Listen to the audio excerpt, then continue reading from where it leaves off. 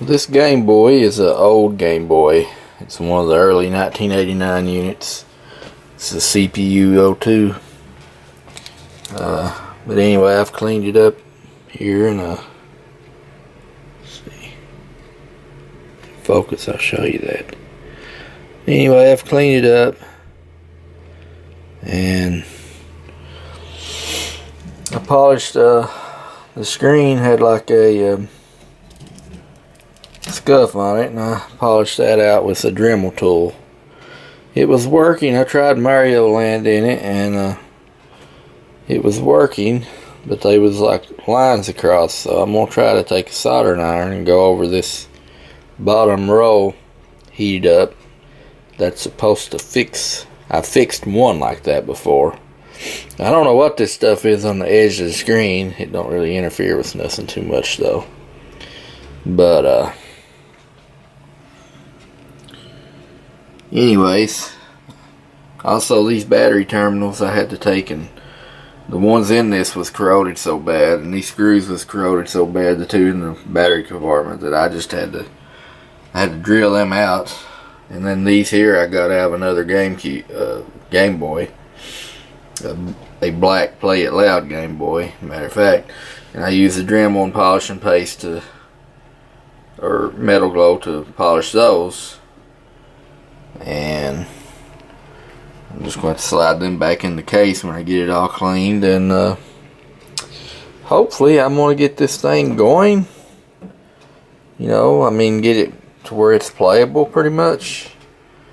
But I'll show you here if I can fix it. Okay, here I've got to take and put a divider here because I'm going to run 6 volts power adapter through it. And I got to turn it on and adjust the contrast to where the screen's dark. That way I can see the lines as I repair it. First I'm going to have to peel this little strip off right here. That'll let me get the soldering iron down there to it. Okay, you can see here what I'm talking about. The line here, when you push down on that, it actually makes another, but it's actually just a couple here on this one. So hopefully that'll be fairly easy to fix. We'll run the soldering iron over it here and see. Alright, I got this pesky little strip off. That was the easy part, but it left residue. So I'd go over it with I had to peel it off as much as I could with my finger and a screwdriver and tweezers, and I used Goo Gone to go over it, and then alcohol to clean it up. But I'm fixing to heat it up here to see what happens. I don't know if that's going to fix this or not. I can't seem to change that one line by putting pressure on it right here. So the ones on the side, I think I can make them change. I'll just have to try it and see. Well, seems like they're all back right now. I went over it and I think they're all back.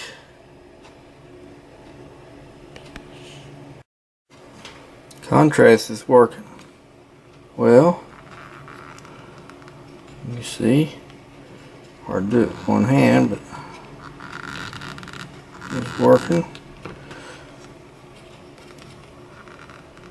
Working real nice to contrast. All the lines is back as of right now. What you do is you just let your soldering iron get hot and just run it over this. Don't hold it too long. Ribbon stuff's like heat resistant some way. I don't know how it won't melt. As long as you go over it quick anyway. I know it won't. But yeah, I just went over it and then you know the lines won't go away immediately. You have to wait. Give it a few seconds after you lift your soldering iron and they'll start fading back in. But I hope they stay that way. I'm going to start putting it back together. Well, if you got it apart here, you might as well clean it real good. I find using a cotton swab and rubbing alcohol and going around the edge where the grime's built up over the years, it gets down in there. Use Q-tips to get down in these spots inside best you can, and you might as well clean it up well while it's apart. Best way I've discovered to get around this lettering is to take and try to show you here. Take and push in on it, saturate your cotton, and then just twist it back and forth while you apply pressure, and it gets all around them letters and stuff good. It's going to take me quite a bit more to do it, but I've seen that that's the best method to get it clean. It's already looks a lot better than it did.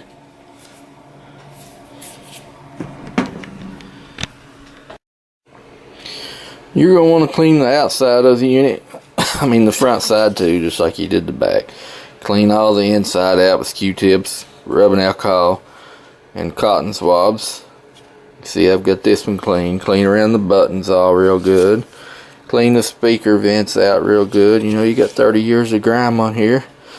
You will want to clean all your buttons and your, clean all these good with rubbing alcohol, Q-tips, cotton swabs. You got to use Q-tips on these. I always use the one end to soak each one and go over it good, and then I dry it off, clean it good with the other end. And you want to be real gentle with them because they're, old, but they're still better than new ones you order. They're still better rubber, better stuff. Let's put your buttons back in and lay the rubber pieces in. Okay, now you're going to want to put in the top screen and put in all the little screws. And these little tabs that makes contact, I bend them up. Like right here's one. There's one. There's 3 of them here. They make contact on that. I clean both sides with metal glow. Bend them up a little bit because they like springs, sort of. Makes it contact. Then you got to put this board, which is your cartridge board and headphone jack, and your let's see, I don't know what this little board is, but anyway, it goes in the other part. Well, I got it rebuilt here.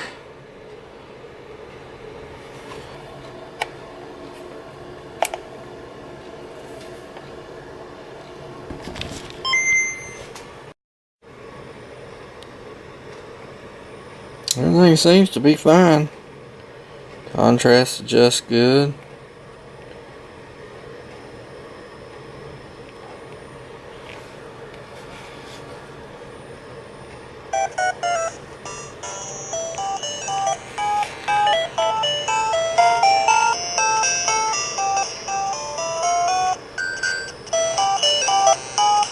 Volume works.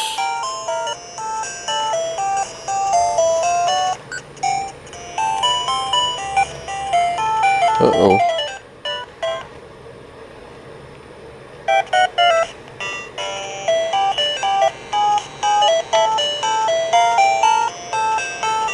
Yeah, got it restored. Got a new lens on it. We'll play this here for a minute and see how it works out.